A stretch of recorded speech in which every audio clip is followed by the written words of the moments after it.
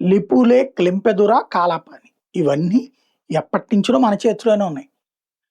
As for norms టెక్నికల్‌గా అయితే నేపాల్‌వి. సరే నేపాల్ రాజులు అవి మనం వాడుకోవడానికి వదిలేశారు. అది లిఖితపూర్వకంగా లేదు. మనం వాడుకుంటున్నాం. మనకు అత్యంత ముఖ్యమైనటువంటి సెక్యూరిటీ పరంగా. బట్ ఈ మధ్య కాలంలో చైనా ప్రోత్సాహంతో, ప్రోద్బలంతో అప్పట్లో ప్రచండ, ఆ తర్వాతన ఓలీ శర్మ, ఇప్పుడు బాలెన్ షా గూడా చైనాకు అనుకూలంగానే వ్యవహరిస్తూ, భారత్‌కు వ్యతిరేకంగా వ్యవహరిస్తూ దాని విషయంలో ఏళ్లు పెడుతున్నారు. అది నేపాల్‌లో భాగమంటూ వాటిటికి సంబంధించిన నోట్ల కట్టల మీద కూడా ప్రింటింగులు చేసుకున్నారు. తాజాగా ఈ వ్యవహారంలో భారతదేశం ఆక్రమించుకునుంది. మాకు విడుదల చేయించండి అంటూ బ్రిటన్ జోక్యం చేసుకోవాలి. బ్రిటన్ మా ఇద్దరి మధ్యన చర్చలు జరపాలి. మాది మాకిప్పించాలి అన్నటువంటి విషయాన్ని అడిగాడు బాలెన్ షా.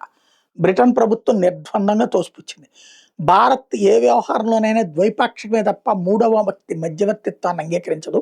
పాకిస్తాన్‌తోలో పీఓజేకే వ్యవహారంలోనైనా మీదైనా మేము ఏలు పెట్టబోమని చెప్పింది. అదే సందర్భంలో దాంతో సీన్ అర్థమైంది నేపాల్‌కి. అమెరికా వాడైనా ఏలు పెట్టడు. నేపాల్ అనేది ఈడ్చిపెడితే మన దేశంలో ఒక స్టేట్ అంత దేశం అది. ఇంకోటి అక్కడ దానికి ఏదో ప్రపంచానికి పెద్ద అవసరమేం లేదు. అది బతికేది మన మీద. వాళ్ళు ఉద్యోగాల కోసం వచ్చేది మన దగ్గరికి, ఉపాధి కోసం మన దగ్గరికి వస్తారు.